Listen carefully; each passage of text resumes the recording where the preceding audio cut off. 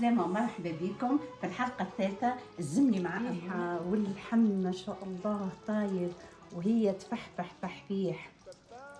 الله الله الله الله الله. نديرو نقليو الملوخية. بالنسبة ليا أنا نقلي كل شيء في البارد، نحط الزيت والملوخية ونقلي على البارد. قيس الزيت وتوا باش نحط الملوخية في البارد، باش نشعلوا عليها الغاز ونخليوها حتى الزيت يولي بقبق. شوفوا توا هاكا الزيت بقبق عندي انا، لازم تويت نصبوا له شويه ماء سخون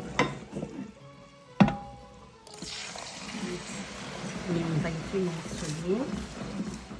وكيما تشوفوا تويكا هاكا الملوخيه بدات تتحل وما تخافوش منها. راهي برشا ناس تخاف كي تصب شويه ماء تقول الملوخيه معناتها باش تهلك لي ولا حاجه. ما شاء الله هاكا تحلت ونوطيو لها تويكا على الغاز ونخليوها على النار هاديه. تعداو التفويح اللحم، باش نعطيكم استوس ياسر باهيه اللي تفوحوا اللحم نتاعكم من قبل من الليل باش يشرب الفاح نتاعو بالكدا بالكدا. الفاح متكون من هريسه، طماطم، فلفل اكحل، تابل، ثوم وشويه برك ملح باش ما تجيكمش مالحه الملوخيه. يشتغل طياب الملوخيه نحطوا تويكا اللحم نتاعنا اللي سبقنا وفوحناه من البارح في الليل باش يكمل يطيب مع نخلطوا توا كل شيء تاعو خليوها تطيب على نار هاديه.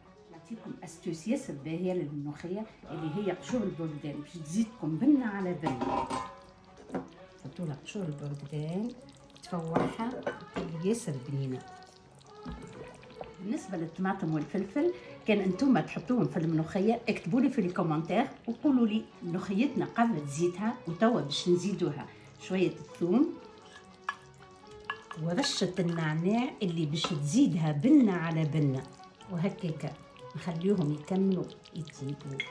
ريحة واللحم ما شاء الله طاير وهي تفحفح فحفيح. الله الله الله الله الله.